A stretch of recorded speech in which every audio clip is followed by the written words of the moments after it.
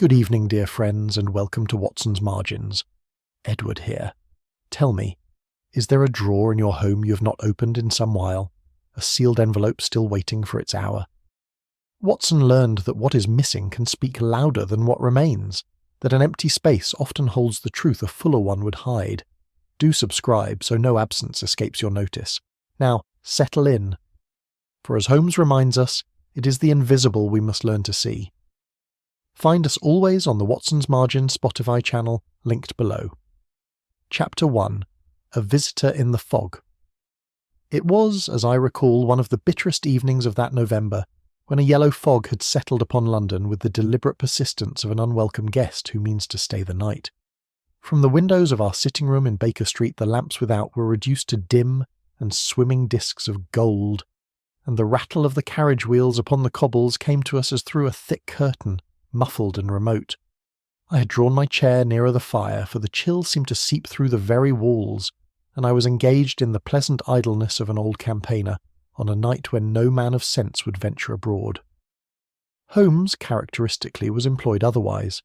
He sat at the deal table by the window, his sleeves rolled to the elbow, subjecting a quantity of old sealing wax to the flame of a spirit lamp, and observing the manner of its melting with the same rapt attention that another man might bestow upon a Raphael.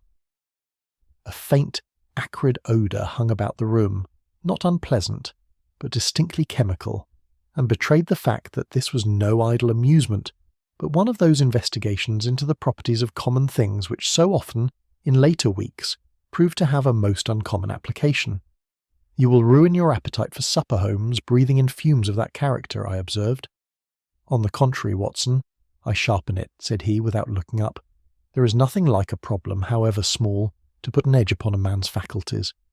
I have observed that sealing wax of different manufacture chars at different temperatures, and leaves, moreover, a residue as individual as a signature. It is a fact I commend to your attention, for it may save us both a deal of trouble one day. I confess I thought little of the remark at the time, though I was to remember it before the week was out. We had scarcely settled again into our respective silences when there came a ring at the bell below, followed by the murmur of Mrs. Hudson's voice, and another deeper and agitated upon the stair. Holmes set down his lamp at once and turned toward the door with that quick, attentive stillness which I had learned to associate with the scent of a new inquiry. A visitor, and in some distress, if I am any judge of a footstep, said he. Hark to the unevenness of his tread, Watson. A man does not climb 17 stairs in that fashion, unless his mind outpaces his feet. Mrs. Hudson opened the door upon a gentleman of perhaps 60 years, dressed with the sober precision of his profession, his silk hat beaded with the fog, his gloved hands trembling very slightly as he removed them.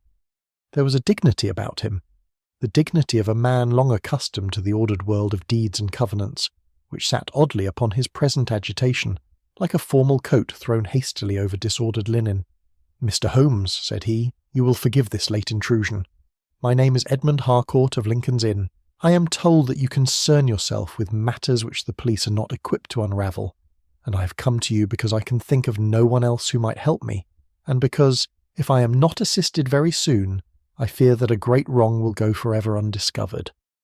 Holmes waved him to the basket chair by the fire, and I saw his grey eyes travel swiftly over the visitor's person. The ink stain upon the right forefinger, the slight fraying at the cuff which spoke of long hours at a desk rather than poverty, the black band upon his sleeve. "You have lately lost a client, Mr. Harcourt, and one for whom you had a personal regard, unless I mistake the crape upon your arm," said Holmes, settling into his own chair and pressing his fingertips together. "Pray tell us the whole matter from the beginning. I find that solicitors, of all men, are the most reliable narrators, provided one can persuade them to abandon the caution of their calling." Harcourt permitted himself the ghost of a smile. "You are quite right, sir. My client was Sir Claudius Merivale, of Merivale House, near Belgrave Square, who died 3 days ago after a long decline. I had the honour of managing his affairs for upward of 30 years, and I may say without exaggeration that I counted him a friend. His estate was considerable, very considerable, and there, Mr. Holmes, lies the difficulty which brings me to you at this unseasonable hour." Harcourt drew his chair a little closer, as though the matter were too delicate for any ear but ours. By the terms of his formal will, drawn some years since, the bulk of the estate passes to his nephew, Mr. Charles Merivale, a young man of considerable charm but, I regret to say, of no less considerable extravagance. That will was never in question. But some 10 days before his death, Sir Claudius informed me in the plainest terms that he had prepared a codicil altering this disposition, a codicil transferring a substantial portion of the estate to a person he did not name, saying only that the person's identity would become apparent when the document was read. He gave no hint of this person's identity to you? None, Mr. Holmes. He was most particular upon that point. He said the codicil would speak for itself, and that until the proper time the name must remain unwritten anywhere a careless eye might find it. Holmes's eyes narrowed very slightly at this, though he made no comment, and Harcourt continued. The document, once completed and signed, was sealed by Sir Claudius's own hand in a blue envelope, of the sort used by my firm for such instruments, and placed by him in a locked escritoire in his private library at Merivale House. There were 2 keys to that escritoire. Sir Claudius kept one upon his watch chain. I held the other, as is customary in such matters. When he died, and I went to Merivale House to open the escritoire in the presence of witnesses, as the law requires, Mr. Holmes, the envelope was gone. Gone entirely, not merely misplaced within the desk. I searched every drawer and partition myself, twice over, with Mr. Charles Merivale looking on. There is no possibility of an oversight. The codicil has vanished as completely as though it had never existed, and with it, I fear, the last wishes of a man I was bound both by duty and by affection to serve. Holmes rose and paced twice the length of the hearthrug, his chin sunk upon his breast in the attitude I had come to know so well. "You perceive the gravity of this, Watson," said he at length. "A missing legal document is very often a more dangerous thing than a stolen jewel, for a jewel injures only the purse, while a paper of this character may injure a name, a fortune, or a life, according to whom it favours and whom it disinherits. Tell me, Mr. Harcourt, who comprises the household at Merivale House?"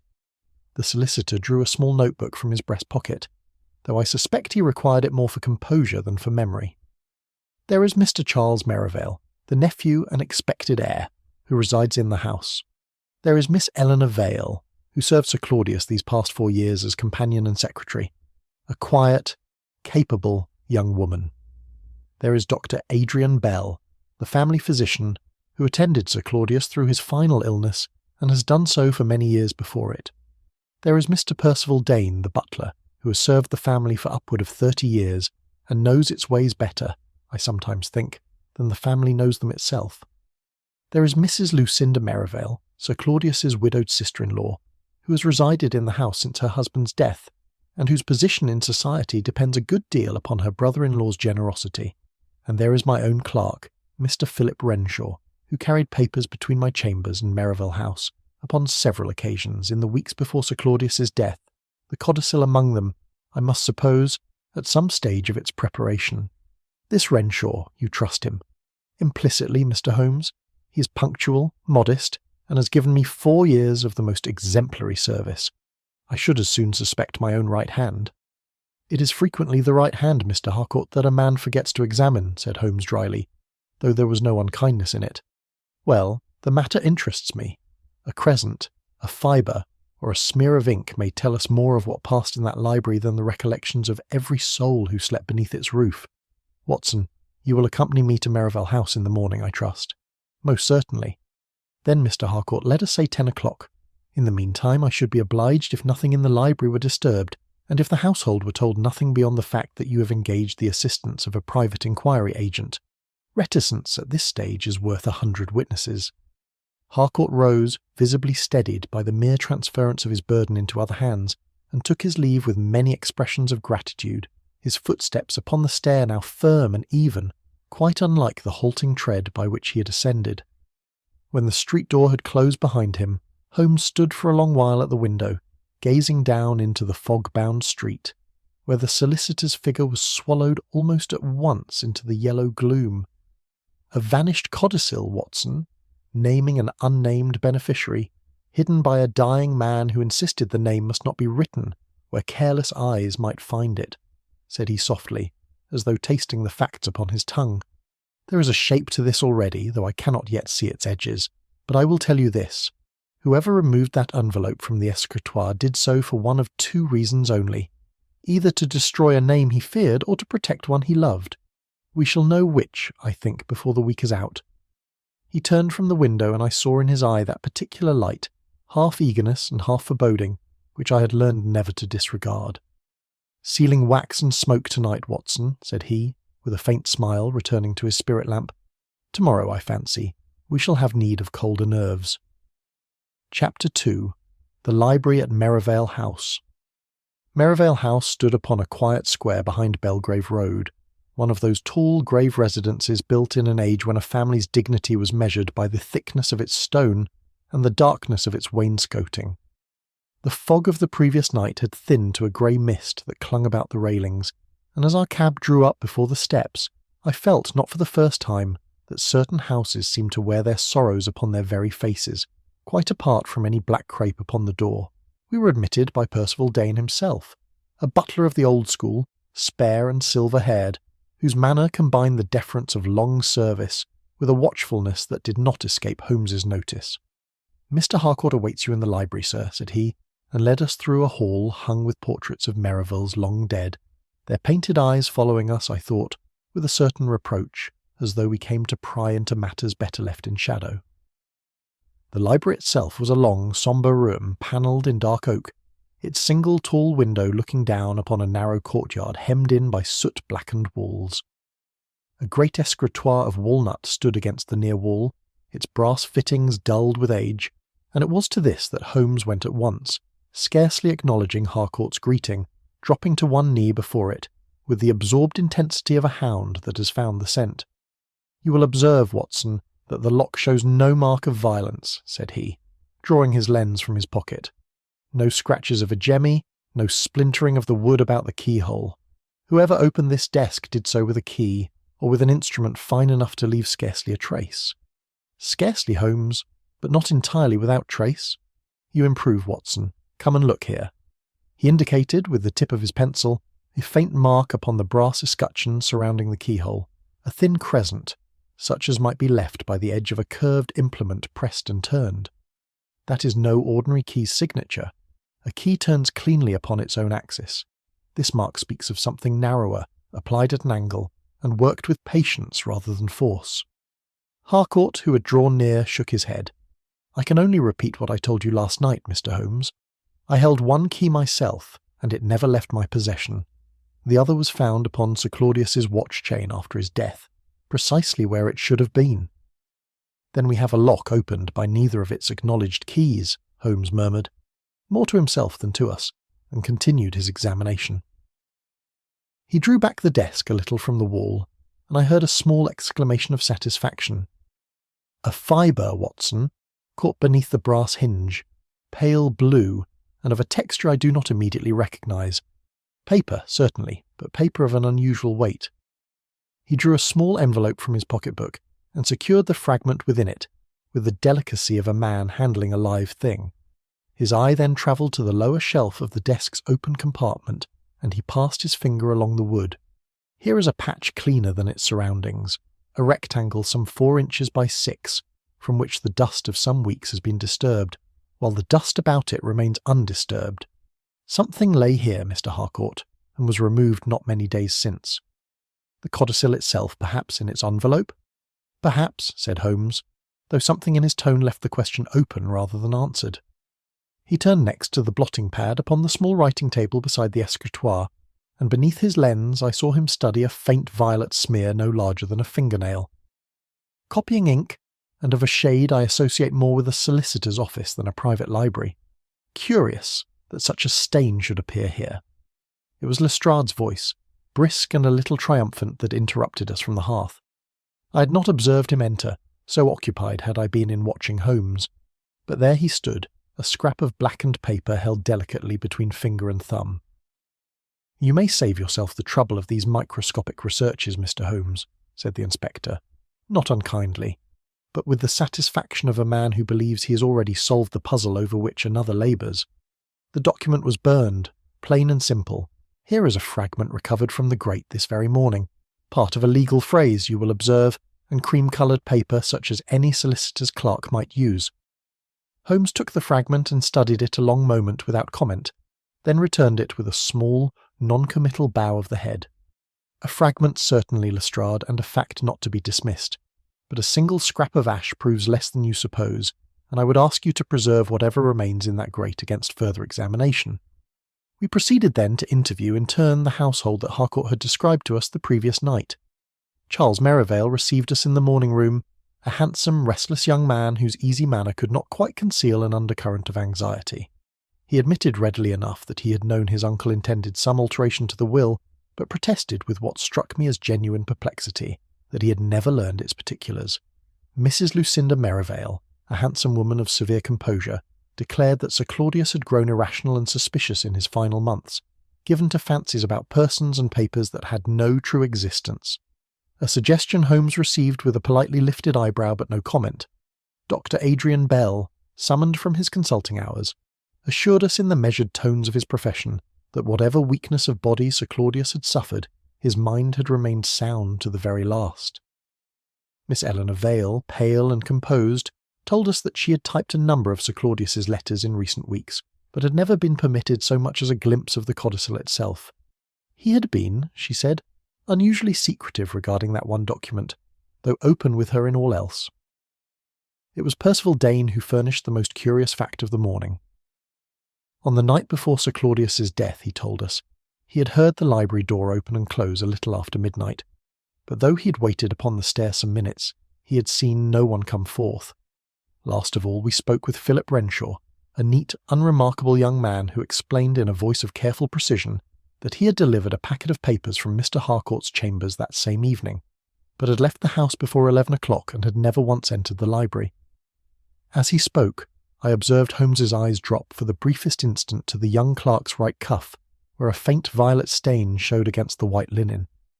"A leaking pen, Mr. Holmes," said Renshaw, following the direction of his glance with an easy laugh. "The curse of every copying clerk in London, I assure you." Holmes said nothing, but I saw the corner of his mouth move in that particular way which I had learned to associate not with amusement, but with the quiet registering of a fact filed away for later use. We took our leave shortly after, and as our cab rattled away from the square, Holmes sat in silence for some minutes, his eyes fixed upon nothing in particular. "That room, Watson, bears the marks of 3 distinct processes," said he at last. "Something has been removed from it. Something has been substituted for what was removed, and something has been concealed, whether within the room or beyond it I cannot yet say. The difficulty and the interest lies in determining which of these 3 came first." Chapter 3. The Death of the Secretary. We had not been back in Baker Street above 2 hours, and I had scarcely settled to the writing of my notes upon the morning's inquiry, when a telegram was brought up which changed the entire complexion of the case.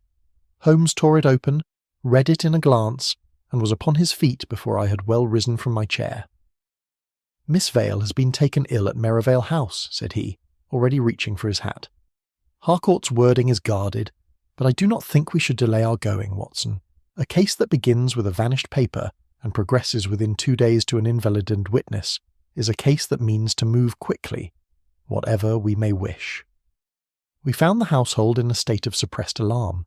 Eleanor Vale had been discovered, we learned, slumped in her chair in the morning-room not an hour before, a cup of half-finished tea cooling at her elbow, her breathing slow and laboured in a manner Dr. Bell pronounced consistent with the action of a sleeping draught rather than any natural collapse. She had been got to her bed, and by the time we arrived she was conscious again, though pale and shaken, and it was in her own room, with Bell's grudging permission, that Holmes was allowed a brief interview. "I remember pouring the tea myself from the pot Dane had brought," she told us, her voice still thick with the after-effects of the drug, "and I remember nothing more until I woke to find Dr. Bell bending over me. I cannot say the tea tasted amiss, though I confess I was too occupied with my own thoughts to attend closely to its flavour." "And your handbag, Miss Vale?" Holmes asked. "I understand something is missing from it." A shadow crossed her face. "A memorandum, Mr. Holmes. A few lines I had written down some 2 weeks ago, after overhearing a part of a conversation between Sir Claudius and Mr. Harcourt through the library door, which had been left imperfectly closed. I didn't mean to listen, you understand. I came upon it by accident, and left the words in my memory as one leaves an unwelcome guest at the threshold, hoping never to admit them fully. But I wrote them down that same evening, for I feared I might otherwise wonder always whether I had misheard. Can you recall them now? She closed her eyes a moment, as though the effort cost her something. Only one sentence with certainty, Mr. Holmes. Sir Claudia said, the name must not be written where a careless eye may recognise it. There was more, but it has gone from me. Whether through the drug or through the shock of this morning, I cannot say. Holmes thanked her gently and withdrew, and I saw upon his face, as we descended to the library once more, an expression graver than any I had yet observed in him during this inquiry. Lestrade was waiting for us below, and his theory once again was ready-made. It is plain enough what has happened, Mr. Holmes, said he, with the confidence of a man who feels the ground firm beneath him at last. Miss Vale had somehow learned the beneficiary's name, or a part of it, and someone who had reason to fear that name being spoken has silenced her before she could speak it further. I fancy we need not look far for our man. You suspect Charles Merivale? Who else stands to lose so much by the Codicil's discovery? He quarrelled with Miss Vale only last evening. The housemaid heard raised voices from the corridor outside her room, and I have this moment had a bottle brought to me from his own dressing-room, empty now but labelled with the very sedative Dr. Bell identifies in her tea. Charles, summoned to account for this, was voluble in his own defence, his handsome face flushed with an indignation that seemed to me, I confess, entirely genuine. That bottle is not mine, Inspector. It was my uncle's. I have seen it 100 times upon his night-table, for he suffered wretchedly from sleeplessness these last months. How it came to be in my room I cannot say, save that anyone in this house might have placed it there who wished me ill. And your quarrel with Miss Vale? A trifling matter concerning nothing more sinister than an unpaid account she had mentioned to my aunt. I have quarrelled with every soul in this house at one time or another, Inspector, which I take to be a symptom of grief rather than guilt. Holmes, meanwhile, had returned to the morning-room, and I found him bent over the tea-things with an attention that seemed to my eye disproportionate to so simple an object as a china cup. "Observe the pattern of the sediment, Watson," said he, holding the cup to the light. "Had the sedative been mixed into the pot itself, we should find it distributed evenly among whatever tea remained, and Dane, who I am told poured himself a cup from the same pot not 10 minutes earlier, would show some effect of it. He does not. The drug, therefore, was placed directly into this single cup before the tea was poured into it, which tells us something of considerable importance, that the poisoner knew precisely which cup Miss Vale would use, and precisely where she would be sitting to use it. This was no opportunist's crime, snatched at the passing moment, Watson, but a thing prepared with the patience of a chess player who has studied his opponent's habits for weeks. It was as he set down the cup that his eye fell upon the clasp of the handbag, lying where it had been dropped upon the sofa, and I saw him draw from it, with the tips of his fingers, a single thread of dark green wool, coarse in texture, caught fast in the small gilt hinge. "Mrs. Merivale wears a shawl of that very colour," Lestrade observed at once, entering behind us, his eyes brightening at the sight. "I noticed it upon her only this morning, and she has motive enough, Mr. Holmes, if this codicil threatens her allowance as it threatens young Merivale's inheritance." Holmes turned the thread between his fingers, holding it to the window's grey light. "You may be right, Lestrade, though I would ask you to send for the shawl in question before you build too much upon a single strand. This wool is coarse, coarser, I think, than any thread that would be woven into the fine cashmere I observed upon Mrs. Merivale's shoulders this morning. A coarse thread does not spring from a fine garment, whatever else it may spring from." He said no more upon the subject, but as we left the house that afternoon, I observed that he carried the little paper twist containing the green thread with the same careful attention he had bestowed upon the blue fibre from the escritoire hinge, as though he already suspected that the true history of Merivale House lay not in the evidence pressed most eagerly upon him, but in the small, stubborn inconsistencies that refused to fit the shape which everyone else was so willing to give them. Chapter 4. The Burned Document. 2 days passed before Lestrade summoned us again, and when the summons came, it arrived with all the brisk finality of a man who believes his labours nearly at an end. We found him in the library at Merivale House, standing before the cold hearth with the air of a conjurer about to reveal the trick upon which his whole reputation depends. "You will be interested to learn, Mr. Holmes, that the chimney flue has yielded a second fragment," said he, holding out a blackened scrap somewhat larger than the first, "and this one settles the matter beyond dispute. You may read the words yourself." I looked over Holmes's shoulder as he took the fragment beneath his lens. Upon the charred paper, faint but legible, ran the words, "This codicil," and below them, in a hand I'd come to recognise from the specimens Harcourt had shown us, the ghost of a signature, Claudius Merry. The remainder consumed by fire. The document was removed from the escritoire and burned in this very grate, precisely as I supposed from the first, Lestrade continued, with the satisfaction of a man whose patience has been rewarded, and since Mr. Charles Merivale stood to lose the greater part of his inheritance should that document ever be read, I need scarcely ask you who had the strongest reason to see it destroyed. I have this morning secured evidence enough to justify his arrest." He proceeded to enumerate it, checking each item against his notebook with evident relish. Charles's boots, examined by the divisional surgeon, carried soot of a character consistent with that found about the hearth. A housemaid, questioned afresh, now recalled seeing a figure cross the courtyard shortly after midnight on the night in question, and identified it, upon reflection, as young Mr. Merivale. Charles himself, pressed further, had at last admitted to entering the library secretly that night, though he maintained it was only to search among his uncle's papers for correspondence touching his own debts. And most damning of all, a torn corner of pale blue envelope, matching in colour and weight the stationery Harcourt's firm employed for such instruments, had been discovered that very morning in the pocket of his overcoat. "I put it to you plainly, sir," said Charles, when we found him a little later in the morning room, his composure by now considerably worn. "That fragment was never mine until someone placed it there. I entered this library, I confess it freely, for I am not such a fool as to deny what a dozen witnesses might swear to. But the grate was cold when I came, Mr. Holmes. Cold, I tell you, and the escritoire already locked fast. I touched nothing, burned nothing, and I do not know how that scrap of blue paper came into my coat, unless some hand less honest than my own placed it there while I slept. It was a protest I had heard before, in other rooms, from other accused men, and I confess that even my own sympathies, which inclined naturally toward the unfortunate young fellow, found themselves strained by the sheer accumulation of circumstance against him. Holmes, however, showed no disposition to accept the case as concluded. He asked leave to examine the burned fragment once more, and bent over it for a long while beneath his lens, in a silence that Lestrade bore with visibly diminishing patience. "You will observe, Lestrade," said Holmes at length, "that the ink of this signature has faded unevenly, darker toward the flourish, paler along the body of the name. That is not the pattern one expects from a single, continuous application of ink, written at one sitting with one dip of the pen. It is, rather, the pattern one might expect with a signature transferred from elsewhere, by some chemical or mechanical process, onto paper that had not originally borne it. You are not suggesting the signature is forged, Mr. Holmes? The paper is quite genuine, I assure you, and bears Sir Claudius's true hand, as any expert would confirm. I suggest nothing yet.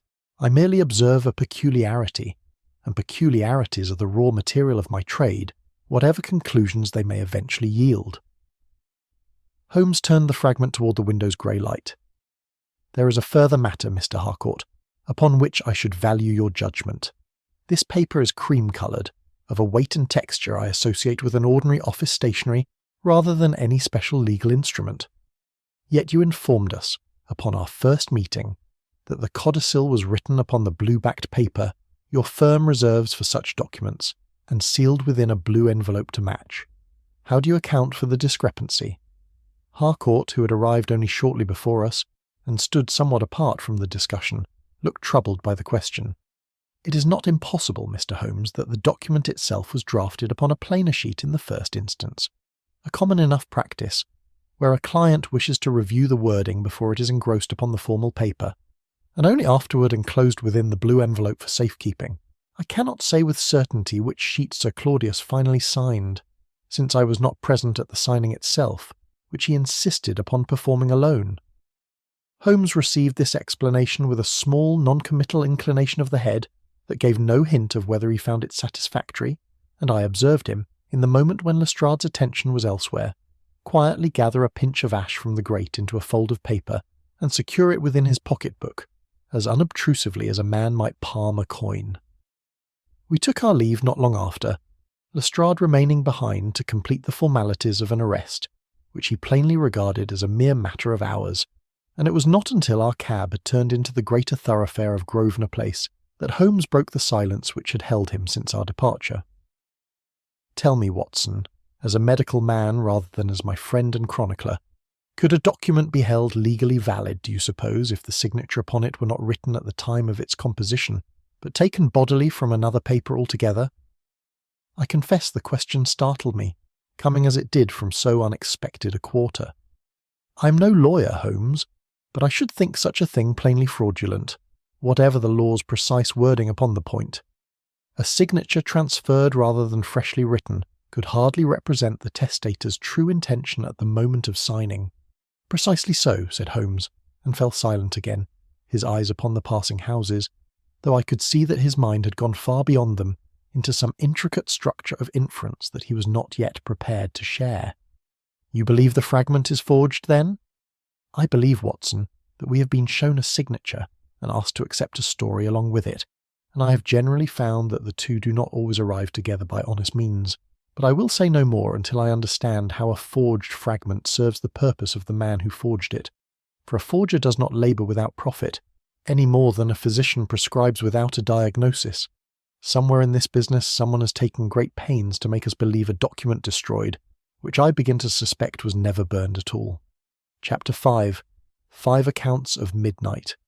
Holmes announced, upon our return to Baker Street that evening, that he intended to conduct a fresh and formal examination of every person who had passed a night beneath the roof of Merivale House before Sir Claudius died. Not the loose conversational inquiries of our earlier visits, but a methodical reconstruction, minute by minute, of where each soul had stood and moved between the hours of 11 and 1. "A house is a kind of clock, Watson," said he, filling his pipe with a deliberation that told me he expected the evening's work to be long, "and if we can only persuade its several hands to agree upon the hour, we shall know a great deal more than we do at present." We returned the following morning, and Harcourt, at Holmes's request, had arranged that each member of the household should attend upon us in turn within the library itself, where Holmes could pace the actual ground of which they spoke. Charles Merivale came first and repeated with rather less heat than before that he'd entered the courtyard by the side passage at 12:15, wishing to avoid observation after his search of the library. Mrs. Merivale, questioned next, maintained that she had kept to her bedroom from 11 o'clock onward, yet her own maid, called in to confirm this, recollected carrying a jug of hot water to her mistress's door at 12:30 and receiving no answer to her knock, though she had assumed her mistress merely asleep. Dr. Bell stated that he had attended Sir Claudius at 12:45 and quitted the house upon the stroke of 12, yet the cabman who had carried him home, traced by Holmes through the rank at the corner of the square, placed the hour of his collection nearer 20 minutes past. Eleanor Vale, still pale from her recent illness but composed enough to answer clearly, recalled hearing the library door at 10 minutes past 12, and, some 15 minutes later, observing a thread of light beneath it as she passed along the corridor to her own room. It was Percival Dane, however, who furnished what appeared the firmest point of reference in this shifting sea of hours. "The hall clock struck midnight, sir, not a moment before I heard the library door close," said he, with the quiet certainty of a man reciting a fact he had turned over many times in his own mind since. I remember it distinctly, for I had paused upon the lower stair to wind my watch by it, as is my habit each night before retiring. Renshaw, last of all, repeated what he had told us before, that he had left Merivale House well before 11, and was by midnight already in his lodgings at Camden, a fact he supported this time with a railway ticket bearing the hour of his journey, and a written statement, procured that same morning from the landlady with whom he lodged. When the household had dispersed, Holmes crossed at once to the tall case clock that stood in the hall, and after some minutes of quiet study, holding his own watch beside its face, he turned to me with an expression of quiet satisfaction. "Here, Watson, is the loose thread that unravels the whole account. This clock has been running 7 minutes slow for some days past, a fact I should judge from the wear upon the regulating key, of which Dane is perfectly aware, and of which Miss Vale, by her own evident surprise when I mentioned it, was not. 7 minutes, Holmes? Does so small a discrepancy signify a great deal? It signifies everything, Watson, when 5 persons are asked to arrange their movements around a single striking clock, and each believes that clock to speak the truth. Dane heard the door close upon what he took to be midnight, but which was, by any watch set to the true hour, 7 minutes past. Miss Vale heard it at what she calls 12, which becomes corrected 17 past. The two accounts, which seemed at first to describe two separate comings and goings, may in fact describe one and the same, seen and heard by different witnesses at different points along its course. I confess the implications of this took me some moments to unravel, and Holmes, seeing my difficulty, said no more upon the point, but turned instead to a physical reconstruction of the house itself. He paced the distance from the library door to the courtyard gate with his watch open in his hand, timing the walk at a common pace. He stood upon the stairs and satisfied himself as to what might and might not be seen of the hall below from that vantage, and he spent no small while examining a narrow service passage that ran from the rear of the house toward a small chamber Harcourt identified as the waiting room reserved for solicitors' clerks and other callers upon business, where it was Renshaw's custom to sit while awaiting instructions. It was behind a cupboard in this passage, thrust into a crevice between the skirting and the wall as though dropped and overlooked, that Holmes discovered a small brass screw, bright at its threads, where it had not yet begun to tarnish.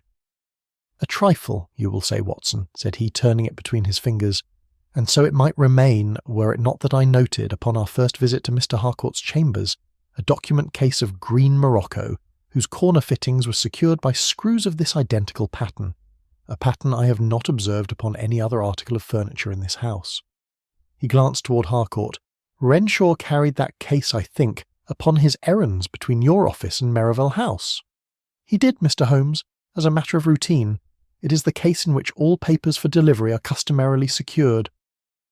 Holmes said nothing further upon the point, but pocketed the screw with the same careful attention he had given the ash and the fibres before it. As we sat together that evening over the fire, I ventured to remark upon what struck me as the most curious feature of the day's inquiry, that every soul in that household, saving one, appeared to labour under some fear sufficient to explain a desperate act. Charles feared ruin. Mrs. Merivale feared the loss of her position and comfort. Dr. Bell, though he had said little of it, plainly feared some exposure connected with his long attendance upon the family. Eleanor Vale feared, I thought, some family secret she dared not name even to herself, and Harcourt himself, though above suspicion in any criminal sense, feared nothing so much as damage to the reputation of his firm, should it emerge that confidential papers had passed carelessly through unworthy hands. "And Renshaw alone," said Holmes, echoing my own thought before I had given it words, "appears to have no motive whatsoever. He gains nothing by the Codicil's survival, and nothing, so far as we can discover, by its destruction. It is a curious thing, Watson, to find one figure in a crowded room standing entirely apart from the general current of fear and greed that moves all the others. I confess that absence interests me a very great deal more than all the abundant motives we have gathered elsewhere, for in my experience the man who appears to want nothing is very often the man who has been most careful to conceal what he wants most." Chapter 6. The Name That Was Not Written.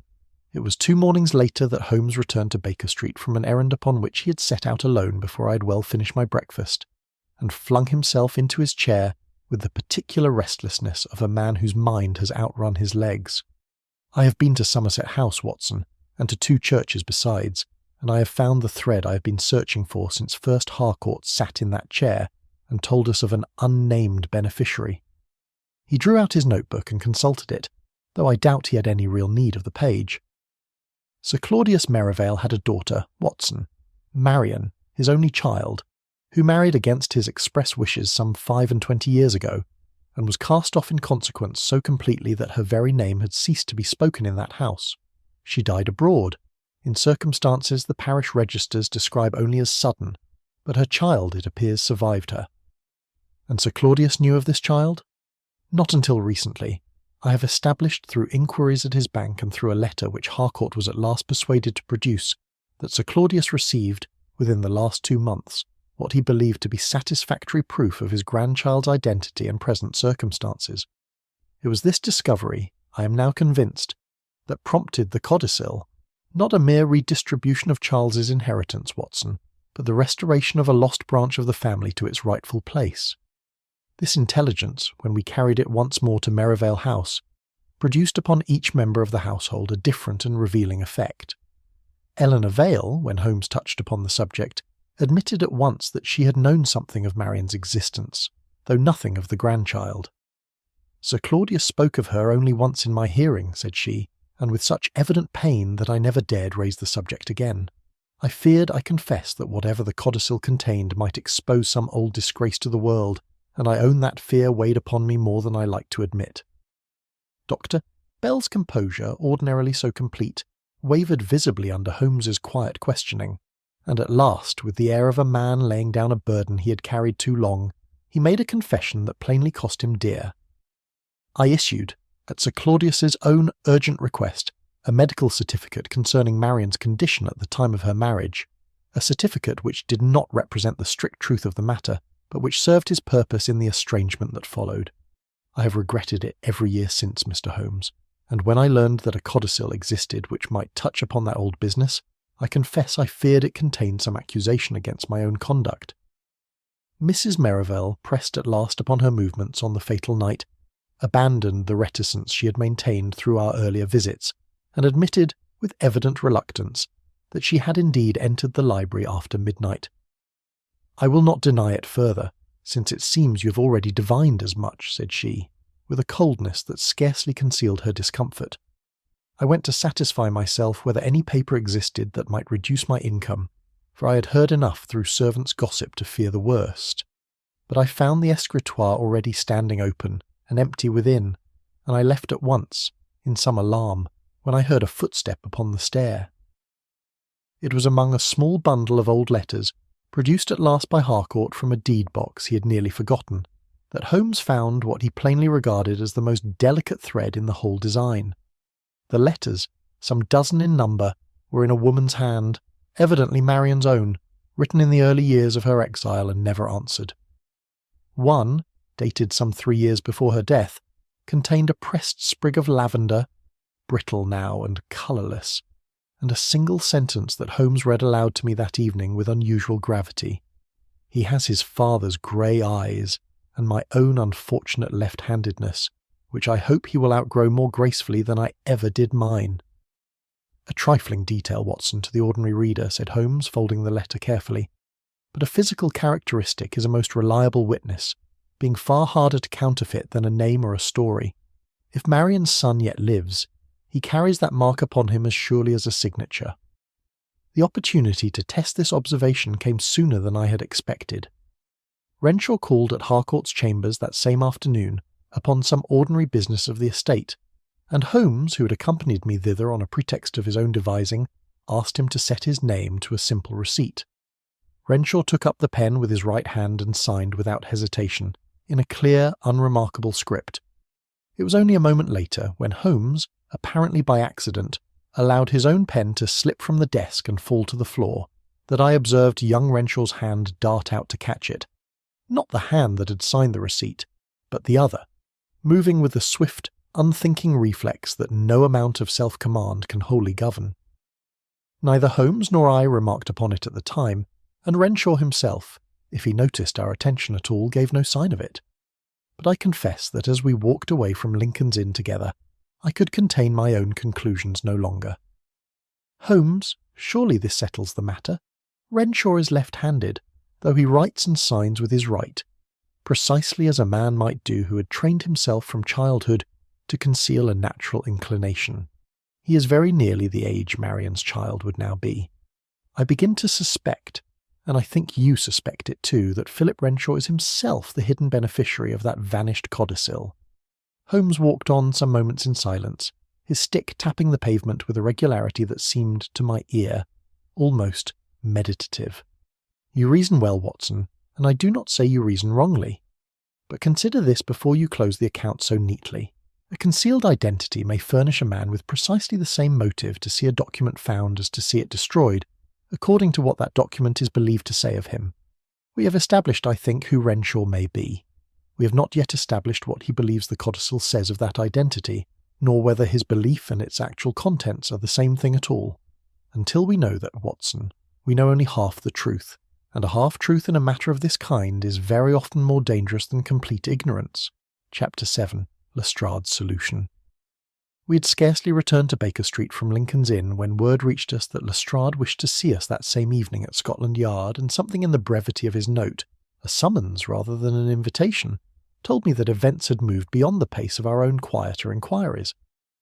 We found him in his small office behind a desk piled with papers, and it was plain from his manner, at once brisk and faintly apologetic, that he believed himself upon the point of concluding, single-handed, an affair in which he no doubt felt Holmes had rather overshadowed him thus far. "I will not keep you long, Mr. Holmes, for I know your time is valuable, but I owed you the courtesy of hearing my conclusions before I act upon them," said he, motioning us to the 2 hard chairs before his desk. "I am satisfied, upon the whole of the evidence, that Charles Merivale removed the codicil from his uncle's escritoire and destroyed it in the library grate, and I intend to secure a warrant for his arrest within the day." He set out his case with the methodical thoroughness of a man rehearsing an argument he means to repeat, with equal confidence, before a judge and jury. Charles, he reminded us, had learned that his uncle intended to divert a substantial portion of the estate to some concealed descendant of the disgraced Marian, and stood consequently to lose a fortune he had long regarded as his own. He had entered the library after midnight, a fact now admitted on all sides, opened the escritoire by whatever means, and removed the sealed envelope. Fearing that Miss Vale had overheard enough of Sir Claudius's conversation with Harcourt to suspect the truth, he had drugged her tea and taken the incriminating memorandum from her bag before it could be shown to anyone else. "And the burned fragments in the grate speak for themselves," Lestrade continued, ticking the points upon his fingers with evident satisfaction. "The blue envelope torn and found in his own coat pocket, the soot upon his boots matching that of the hearth, a servant who saw him cross the courtyard at the very hour in question, and his own admission, wrung from him only after repeated denial, that he entered that library in secret and searched among his uncle's papers. I put it to you, Mr. Holmes, that no jury in England could fail to convict upon such a chain of evidence." I confess that, hearing the case laid out thus, in its unbroken sequence, I felt my own earlier sympathies for the young man waver considerably. Even Harcourt, when we called upon him the following morning to acquaint him with Lestrade's intentions, received the news with a sorrowful resignation that surprised me in a man who had known Charles from boyhood. "I had hoped otherwise, Mr. Holmes. Most sincerely I had hoped otherwise," said he. "But I cannot in honesty say that the inspector's reasoning is unsound. I have seen weaker chains of evidence hang better men than Charles Merivale." We found Charles himself at Merivale House, summoned before Lestrade's men arrived to execute the warrant, and it was there, in the library itself, under the accumulated weight of proof against him, that his composure broke at last.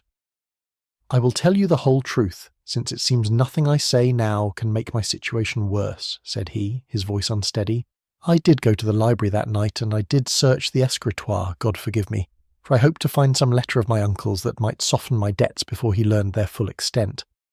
And I did find a blue envelope, Mr. Holmes, but it was empty, lying upon the floor beside the desk as though it had been dropped and abandoned there.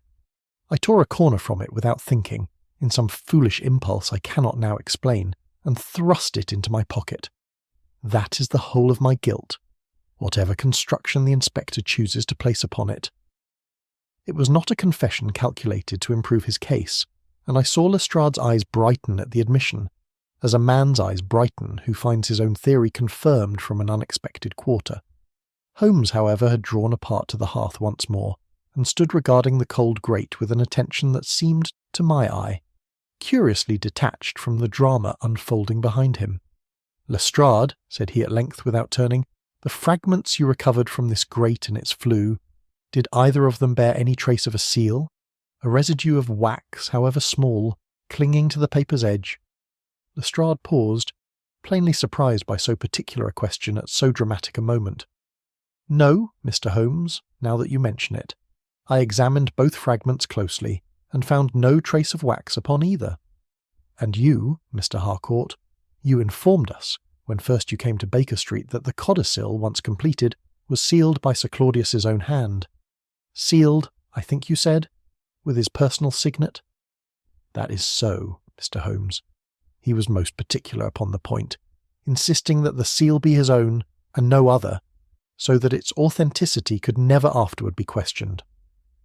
Holmes said nothing further for a long moment, and I saw him turn slowly from the hearth to face the room, his expression carrying that peculiar stillness which I had learned, over many years of friendship, to recognise as the outward sign of some conclusion arrived at within. "Then I think, Lestrade, that your case, complete as it appears, rests upon a foundation with a very serious flaw. A man may burn a document. He may forge one. Given sufficient skill and sufficient time, he may substitute one paper for another, trusting that no one will look closely enough to note the difference. But he cannot burn a wax seal, Lestrade, without leaving some trace of that wax among the ashes. A bead, a smear, a discoloration upon the grate itself, however thoroughly the fire may have done its work. Wax does not vanish as paper vanishes. It runs, it blackens, it clings to whatever surface receives it, and no draught up a chimney flue carries it away entire." He paused, and in the silence that followed I heard the small crackle of the unlit coals in the grate before us, as though the room itself waited upon his next words. "No wax was found in this hearth, Lestrade, nor in the chimney above it, and a codicil sealed, by Mr. Harcourt's own testimony, with Sir Claudius's personal signet, cannot have been burned here without leaving that seal's remains behind it. Whatever these fragments represent, gentlemen, I do not believe they represent the codicil that Sir Claudius Merivale sealed and locked away with his own hand. That single absence, small as it seems beside the weight of evidence you have gathered, is sufficient, I think, to overturn the whole of your case against this young man." Chapter 8. The Second Codicil. Lestrade, to his credit, did not dismiss Holmes's objection lightly, whatever wound it may have dealt his pride, and consented to hold the warrant in abeyance while further inquiries were made. It was this reprieve that carried us the following morning back to Lincoln's Inn, where Holmes announced his intention of examining Harcourt's own chambers with the same thoroughness he had earlier given to the library at Merivale House. "A forger, Watson, must work somewhere," said he, as our cab threaded its way through the narrow lanes about the inn, "and a man who forges a signature must first learn to imitate it, which is seldom accomplished at the first attempt. We are not looking for the finished fraud this morning, but for its rehearsals." Harcourt received us in his outer office with the harassed civility of a man whose ordinary business has been thoroughly disrupted by matters he never sought, and gave Holmes leave to examine whatever he wished among the clerk's desks and files. It was there, within a very few minutes, that Holmes made the discovery which I believe, more than any other, fixed the final shape of the case in his mind. Upon the blotting pad at the small writing table used for copying legal instruments, he found a smear of violet ink identical in every particular to the stain we had observed weeks before upon the blotter in the Merivale library, and identical, too, to the faint mark that had shown upon Philip Renshaw's cuff at our very first interview with him. "Your firm employs a copying ink of this shade for all its ordinary work, Mr. Harcourt?" "We do, Mr. Holmes. It is a violet preparation my late partner favoured, and I have never troubled to change the custom." "Then perhaps you can explain how a stain from that same ink came to appear upon a blotter in a private library where, by his own repeated statement, Mr. Renshaw never set foot." Harcourt had no answer to offer, and it was in the wastepaper basket beside Renshaw's own desk, overlooked by the clerk in some moment of carelessness or haste, that Holmes found what completed the proof. Among torn scraps of ordinary correspondence lay several sheets upon which the same signature had been practised again and again, Claudius Merivale. Each attempt a little surer than the last, the earliest crude and hesitating, the latest so accomplished that I doubt I could myself have distinguished it from the genuine article without long study. "I copied his signature only to improve my own hand, Mr. Holmes," said Renshaw, when confronted with the sheets that same afternoon, his composure for the first time visibly strained. "A clerk who prepares legal instruments must learn to reproduce a client's script for the engrossing of fair copies. There is nothing sinister in the practice, whatever it may appear." Holmes made no immediate reply to this, but turned instead to a matter he had evidently been pursuing by other means, for he produced from his pocket-book a folded paper bearing the fruits of some inquiry conducted, I gathered, at Somerset House that very morning. "I have here, Mr. Renshaw, a record of birth registered under the name of Philip Marion Gray, the son of one Marion Gray, formerly Merivale, and I find among your own lodgings, which I confess I took the liberty of visiting yesterday, with the landlady's willing assistance, a small collection of family papers establishing, to my satisfaction at least, that you and that child are one and the same person, whatever name you have since chosen to bear." For a long moment Renshaw said nothing, and I saw in his face the peculiar stillness of a man who recognizes that further denial has become useless. When he spoke at last, it was with something of relief mingled with his evident distress. "Very well, Mr. Holmes, I will not insult your intelligence further. I am Marian Merivale's son, though I have gone by the name of Renshaw since I first entered Mr. Harcourt's employment, some 4 years ago, knowing nothing then of my true parentage beyond the barest fragments my adoptive family could tell me. I learned the truth only within the past year, and when I had satisfied myself of it, I approached Sir Claudius privately and laid such proofs as I possessed before him." "And he received you?" "He did, Mr. Holmes, though not without long hesitation, and he insisted the matter remain a secret between us until after his death, for he feared, I think, the scandal that open recognition would bring upon a family already thin in its remaining branches. He told me he had prepared a codicil to give effect to his wishes, and I believed until this very hour that its purpose was to recognise me as his grandson and heir to a portion of his estate." Holmes regarded him steadily. "You delivered the codicil to Merivale House yourself, I think, and placed it in the escritoire under Sir Claudius's own instruction." "I did, sealed exactly as he wished it, and I have not touched it since that night, nor entered that library at any hour thereafter, whatever conclusions my ink-stained cuff may have suggested to you. Describe the envelope to me, if you please." "Blue, Mr. Holmes, of the paper my own office uses for such instruments, sealed with red wax bearing Sir Claudius's own signet, and addressed in his hand alone, for he would trust the direction to no other pen." It was at this point that Holmes drew from his pocket-book the small envelope in which he had, weeks before, secured the pale fibre recovered from beneath the escritoire's brass hinge, and held it up to the light between us. "This fibre, Mr. Renshaw, is not paper at all, whatever its colour may have suggested to the casual eye. It is a thread of blue bookbinding cloth, such as covers the boards of a ledger or an index volume, and no ordinary legal envelope, however fine, is made from any such material. Something bound in blue cloth, and not the envelope you describe, was caught for a time beneath that hinge, and left this trace behind it when it was withdrawn." I saw the colour leave Renshaw's face at these words, though whether from fear or from some dawning comprehension of his own I could not then have said, and Holmes, without waiting upon any further reply, turned his attention once more to the small rectangle of undisturbed cleanliness he had first remarked upon the escritoire's lower shelf, that patch of missing dust which had puzzled us since our earliest visit to the library, and which I began now to suspect held the true key to the whole mystery of the vanished codicil. Chapter 9. The Deduction in the Library. Holmes asked that the whole household be gathered once more in the library at Merivale House upon the following evening, and Lestrade, though plainly uneasy at having his own conclusions so thoroughly unsettled, consented to attend and to bring 2 of his constables, stationing them without the door at Holmes's quiet suggestion. I have seldom seen a room so charged with apprehension as that library was, as the lamps were lit against the early dark, and the several actors in this drama took their places about the hearth, where, weeks before, we had first knelt before the rifled escritoire. Holmes stood with his back to the cold grate, and began, as was his custom upon such occasions, not with his conclusion but with the systematic demolition of every false conclusion that had gone before it. "We have none of us served this inquiry well until tonight, myself included," said he, "for we have each in turn accepted evidence that was offered to us with a great deal more eagerness than truth generally troubles itself to display. The burned fragments in this grate, Inspector, were never any part of the true codicil.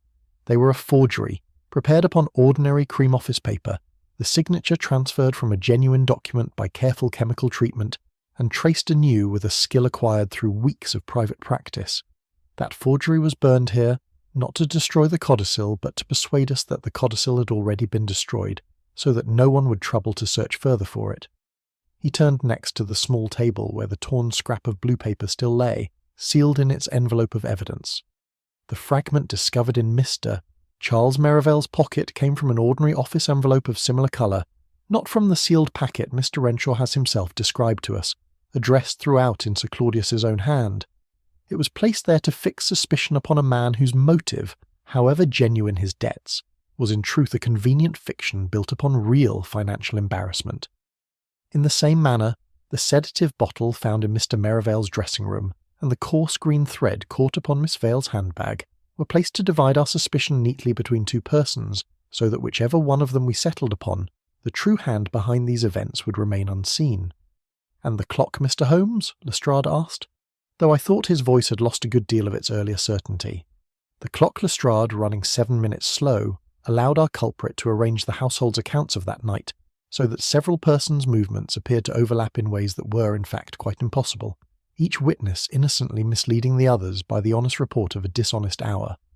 Holmes paused, and let his gaze travel slowly about the room until it came to rest upon the pale, still figure of Philip Renshaw, who stood a little apart near the window, his hands clasped before him, with a composure that seemed, even then, remarkable. I name Philip Renshaw as the author of all these devices. A murmur ran through the room, though Renshaw himself made no movement, no protest, and it was this very stillness, I think, that lent Holmes's accusation its full and terrible weight. He is, as we have established, Marian Merivale's son, and no impostor in that claim, but he lied to us in one particular of the greatest importance. Sir Claudius did not accept him as his grandson and heir, as he wished us to believe. Sir Claudius had discovered, through inquiries of his own, that certain of the proofs Renshaw had laid before him were themselves partly forged, a fact which should not surprise us, given the skill with signatures we have since observed in him. The genuine Codicil, gentlemen, does indeed speak of Marian's descendant, but it does not name Philip Renshaw as beneficiary. It directs Mr. Harcourt instead to investigate him for fraud, and it places the disputed portion of the estate in trust until the true and undoubted descendant, whoever that may prove to be, can be established beyond all question. I saw Harcourt's face, at these words, grow pale with a sorrow that plainly went deeper than mere professional disappointment. Renshaw had seen enough of the draft, prepared in his own office under his own hand, to understand what the finished document contained, Holmes continued. He understood that its discovery would not enrich him, but ruin him utterly, would expose his forgery, end his career, and very possibly send him to prison for a crime already committed in the pursuit of a fortune he was never to receive. On the night in question, he came to this house carrying papers, as was his ordinary custom, entered by the service passage rather than the front door, and worked upon the escritoire's lock with some thin steel instrument, leaving behind him the crescent scratch we noted upon our first visit. He removed the true codicil, said Holmes, and in its place, so that the compartment should not appear disturbed to any casual eye, he substituted a small volume bound in blue cloth, a legal index, I should judge, of the sort kept in every solicitor's office, of a size and weight sufficient to occupy the space the envelope had left. It was that volume's binding which caught upon the brass hinge and left behind the fibre I recovered there. He removed the book again upon some later visit, once he judged the danger past, and it was that second removal which left the small rectangle of undisturbed dust we observed upon the shelf beneath, dust that had settled about the book's edges during the days it lay hidden there, and remained undisturbed only where the book itself had stood. Renshaw's composure, which had held through so much of this recital, showed at last the first true sign of strain, though still he said nothing. He planted his false clues against Mr. Charles Merivale with the same care he had given the forged signature. He drugged Miss Vale's tea and stole her memorandum, not because she had learned the beneficiary's name, but because the sentence she recalled, that the name must not be written where a careless eye might recognise it, told him, correctly, that Sir Claudius had grown wary of exactly the deception Renshaw had practised upon him, and he feared what further recollection might yet surface in her memory. But it was the violet ink, gentlemen, that betrayed him beyond any recovery. He claimed, from our very first meeting, never to have entered this library. Yet violet copying ink from Mr. Harcourt's own office, identical to that found upon his cuff and upon his own writing table, appeared also upon the blotter in this very room. It could have come there by no other means than his own hand, employed here in the preparation of the very forgery he hoped would end our inquiry. Holmes crossed then to the escritoire itself, and knelt as he had knelt upon our first visit, running his fingers along the lower shelf until they found some irregularity invisible to my own eye.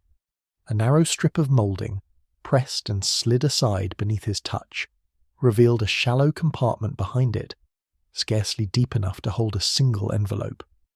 Here, Mr. Renshaw hid the true codicil temporarily, intending to retrieve it once Mr. Charles Merivale's arrest had closed the case beyond reopening, for he judged, rightly enough, that to carry the sealed document from this house on the night of the theft itself would have been the greater danger. He drew from the narrow space a blue envelope, its seal of red wax unbroken, and held it up to the lamplight for all the room to see. It was in the confusion that followed, as Lestrade started forward and Harcourt cried out some broken exclamation, that Renshaw turned suddenly and made for the tall window, giving upon the courtyard, wrenching it open with a strength his slight frame had not seemed to promise.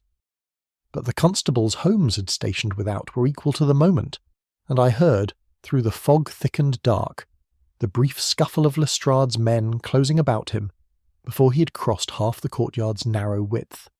Chapter 10. The Weight of an Absence. The codicil was opened the following morning in Harcourt's own chambers, with Lestrade present as a witness to its contents, and I confess that even I, who had followed the case through all its turnings, felt something of the solemnity that must attend the reading of a dead man's final word upon matters he had guarded so jealously in life. The document confirmed, in every particular, the account Holmes had given us the evening before. Sir Claudius, it appeared, had grown suspicious of Renshaw's claim in the final weeks of his illness, troubled by some small inconsistency in the papers laid before him, and had set discreet inquiries in motion through an agent of his own choosing, quite apart from Harcourt's knowledge.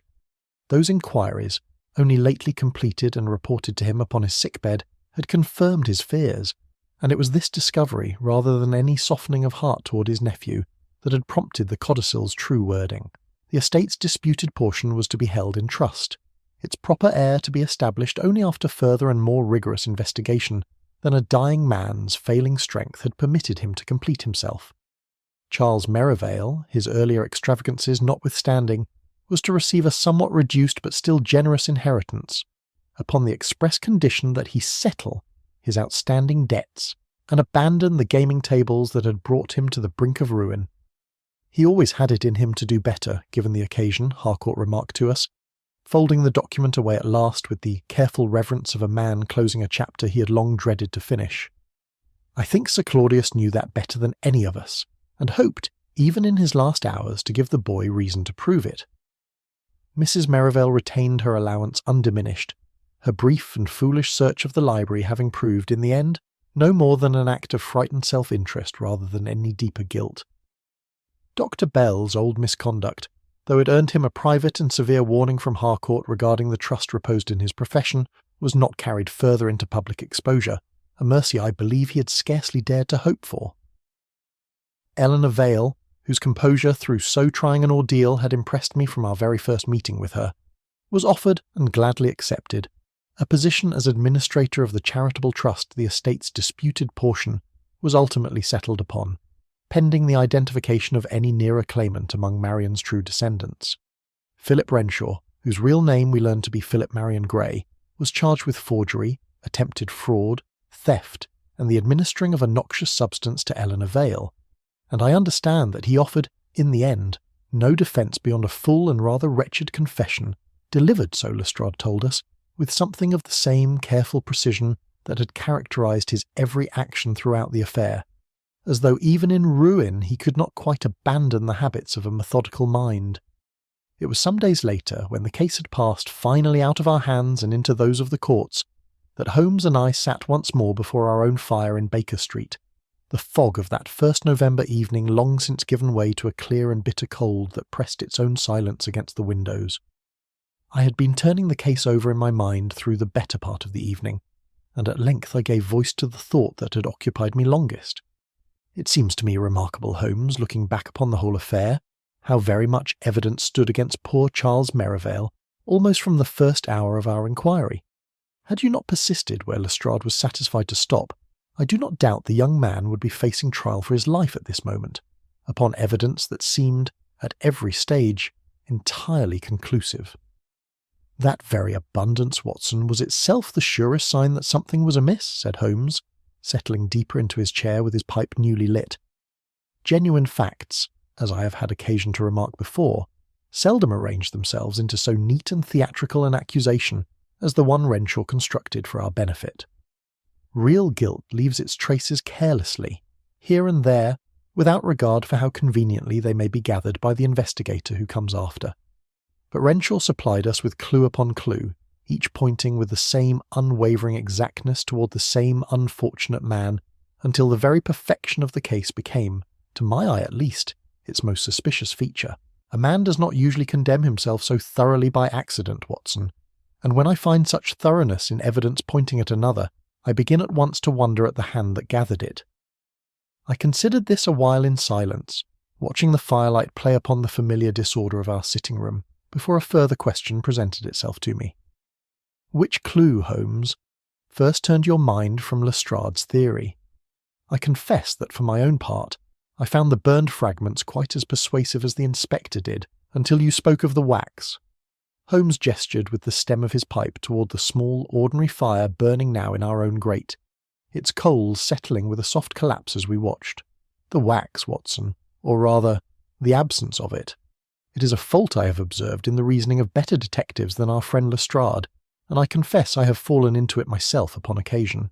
Men are forever searching for what has been left behind, a footprint, a fibre, a fragment of burned paper, and they build their theories eagerly upon whatever they discover. They should more often ask themselves what ought to be present, given the story they have constructed and is not.